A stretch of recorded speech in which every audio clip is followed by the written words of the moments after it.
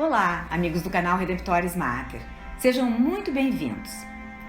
Às vésperas do Natal, gostaríamos de colocar aqui no canal uma explicação teológica comparando a profecia de Isaías, segundo a qual uma virgem conceberia um filho, que se chamaria Emanuel, com a palavra do anjo Gabriel a São José, no Evangelho de Mateus, capítulo 1, versículos 21 a 23, dizendo-lhe que a criança deveria se chamar Jesus.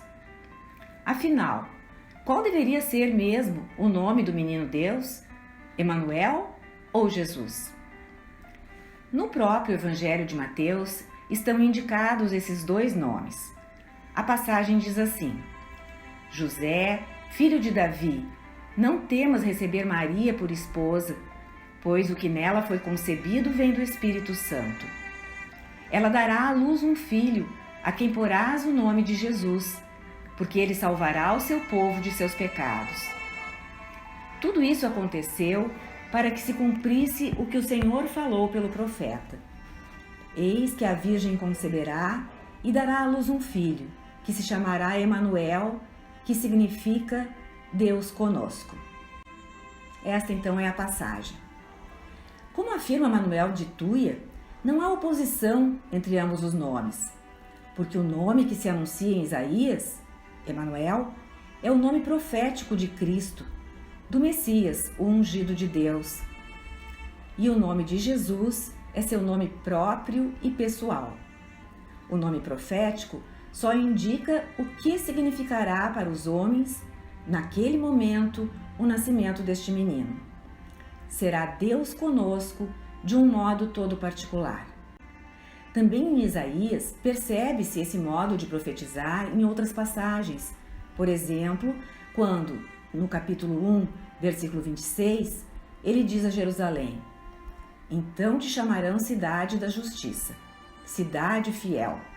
Ora, Jerusalém seria chamada assim não materialmente, não por uma troca de nome, mas em alusão à purificação que Deus nela faria.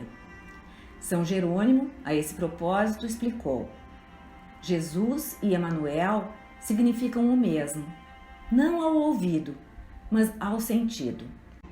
Então, segundo Miguel A. Fuentes, podemos entender assim a nossa pergunta. Primeiro, o nome Emanuel expressa a natureza do filho de Maria. Emanuel, segundo a profecia de Isaías, significa Deus conosco. Jesus é Deus, o Deus Altíssimo, Criador do céu e da terra e de tudo o que existe. Sem deixar de ser Deus, nem perder sua glória, Deus entra em nossa história para conviver com os homens. Emanuel, então, expressa quem é esse que nasce. É Deus que se faz carne.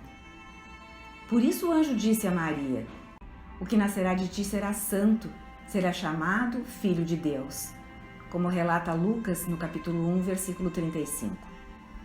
Segundo, o nome Jesus expressa a missão do Filho de Deus ao se encarnar. Revela o motivo da encarnação.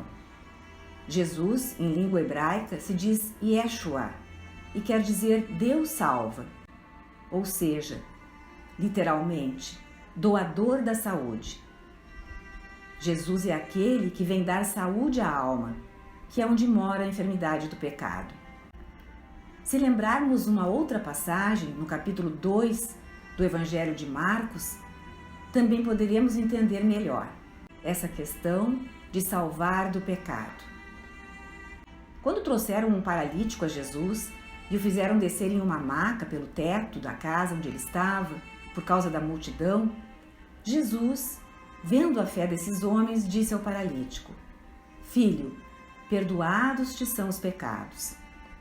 Havia escribas por ali, doutores da lei, e questionavam-se: Como pode esse homem falar assim?